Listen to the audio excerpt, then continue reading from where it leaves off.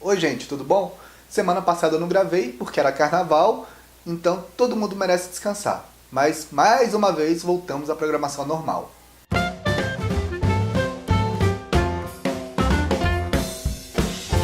Dessa vez o teste chama Bender Visomotor. É um teste que, como o nome diz, serve para avaliar minha capacidade visual e motora, e principalmente a ligação entre elas. O tempo de duração foi mais ou menos de 20 a 30 minutos, tá? Não é um teste tão rápido, mas também não é tão demorado comparando os outros testes que eu fiz, mas é um teste um pouco divertido. Como que funciona? A neuropsicóloga fica com um livro e nesse livro contém algumas imagens que eu vou ter que reproduzir em papel. Ela me dava um papel em branco com cronômetro à vista para saber quanto tempo eu fazia cada imagem.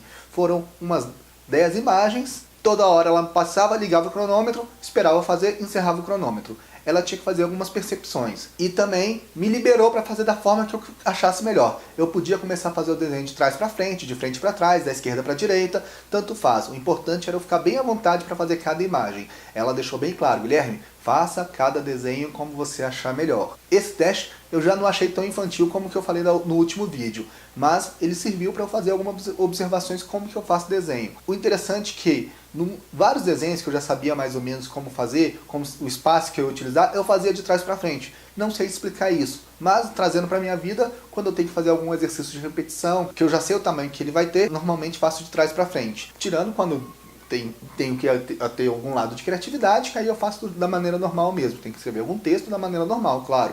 Mas quando eu já sei que eu tenho que preencher a página, quando eu tenho que pintar alguma coisa, algum desenho, pintar principalmente na época escolar, eu sempre começava do final para o início. Nesse teste, eu confesso que eu não soube muito entender a utilidade dele. Nem todo teste que a gente vai fazer, a gente sabe as utilidades.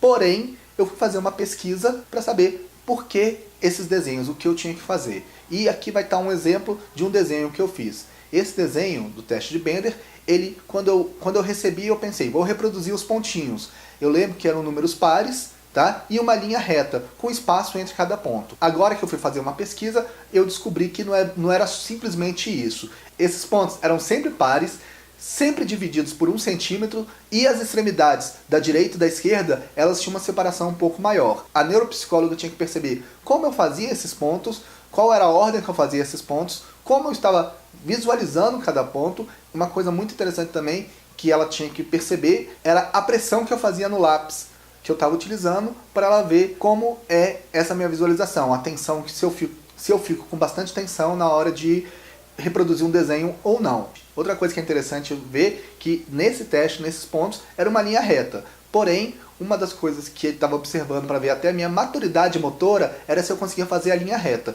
E eu nunca consegui fazer a linha reta. Qualquer desenho que eu faço, desde moleque até hoje, as linhas sempre saem bem tortas. Por isso que eu digo que a régua no desenho é meu melhor amigo. Mas mesmo quando eu vou fazer a régua, é impressionante que eu sempre, em vez de usar a régua retinha, ela sempre fica um pouco para cima ou para baixo de um desenho meu.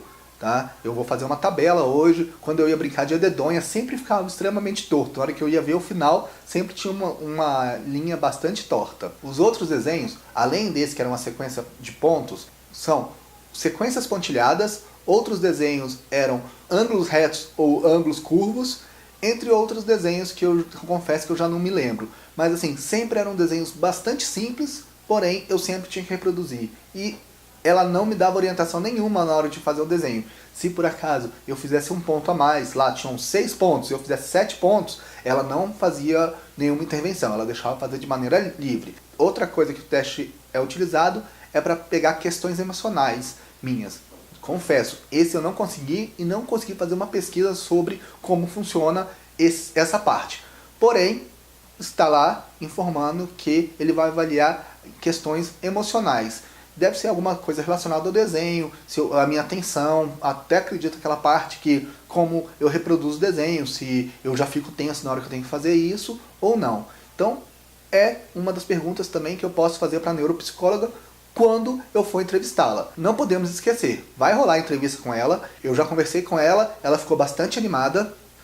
Se vocês tiverem alguma pergunta para fazer sobre o meu processo, alguma dúvida que vocês tenham sobre você, sobre um amigo, um filho, uma mãe, um pai, é interessante fazer. Por que eu falei mãe e pai? Porque a dislexia ela é hereditária. Muitas vezes o pai ou a mãe tem também. Outra coisa que eu comecei a fazer agora no Facebook é soltar alguns cards, soltar algumas informações sobre dislexia. Eu comecei falando de um disléxico que é famoso, para mostrar que não existe limitação. Que a pessoa tinha dislexia e mesmo assim ela conseguiu criar um mundo mágico que hoje rende bilhões e milhões de dólares. O mais importante é que ela conseguiu fazer o sonho da vida dela. Não é nem a questão financeira, é completar o sonho que ela tinha, é a realização de um sonho. Então, se vocês tiverem alguma informação, alguma notícia sobre dislexia, me manda, que eu vou publicar isso, vou fazer um cardzinho, vou fazer um desenho bacana para a gente poder espalhar isso para chegar de maneira mais fácil. Outra coisa, não sei se vocês perceberam, o site ele utiliza uma fonte, chama Open Dyslexic. É uma fonte que facilita a leitura do disléxico.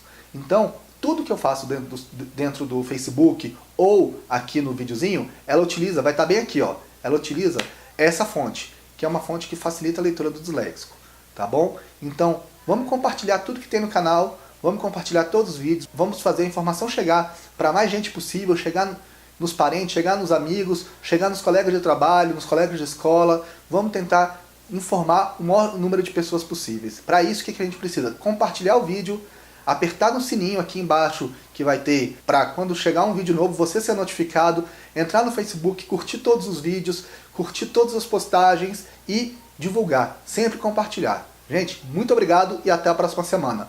Falou!